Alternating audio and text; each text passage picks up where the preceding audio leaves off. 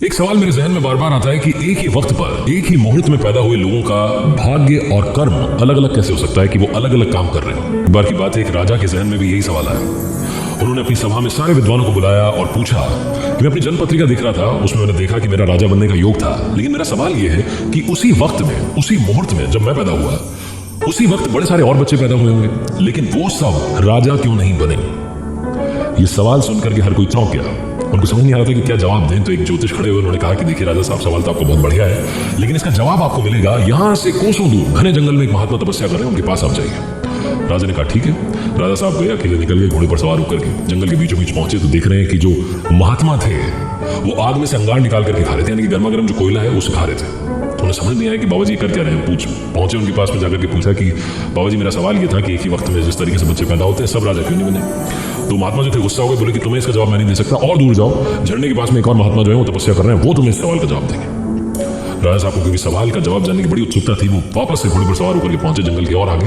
तो झरने के पास में देखते हैं तो एक महात्मा जो थे वो अपना ही मांस नोच करके खा रहे थे। राजा से ये दृश्य जो है देखा नहीं गया, फिर भी हिम्मत करके पहुंचे और बाबा जी से पूछा कि एक ही वक्त पर जो बच्चे पैदा हुए उनका एक जैसा भाग्य क्यों नहीं है।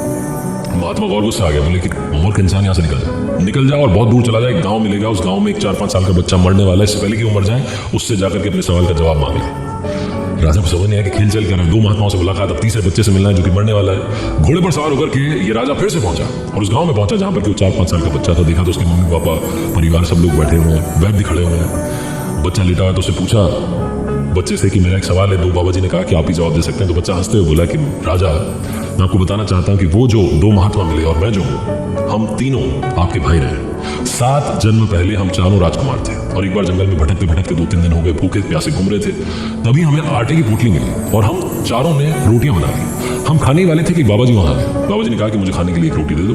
तो हमारे जो भैया सबसे बड़े, जिन्हें आपने देखा अंगार खाने थे, उन्होंने कहा कि मैं तुम्हें क्यों दूं, तुम्हें दूंगा तो मैं क्या खाऊंगा। दूसरे वाले जो थे उन्होंने कहा कि मैं तुम्हें रोटी नहीं दे सकता, अगर तुम्हें रोटी दूंगा तो मैं क्या अपना मांस नोच करके खाऊंगा। तीसरे वाले यानी कि मैंने कहा कि मैं नहीं दे सकता भैया, मैं क्या खाऊंगा। मैंने भी उसको रवाना कर दिया। चौथे राजकुमार आप थे, आपने अपनी रोटी में से आधी रोटी उस व्यक्ति को, जो बाबा जी थे, उनको आपने दी और उन्होंने आपको खुश होकर के कहा कि तुम्हें तुम्हारे कर्म और व्यवहार के अनुसार ही आने वाले जन्म में फल मिलेगा, इसीलिए आज आप राजा हैं। और उन 2 का हाल और मेरा हाल तो आप देख ही रहे हैं। जिंदगी में बड़ी कमाल की बात किसी ने कही कि एक गलत पासवर्ड से छोटा सा मोबाइल नहीं खुलता, तो गलत काम से आपकी किस्मत का दरवाजा कैसे खुलेगा। इसीलिए आपसे कहता हूं, मेहनत कीजिए, अपने लक्ष्य को सोचिए, बार बार सोचिए, तब तक सोचिए जब तक कि आप अचीव ना कर लें।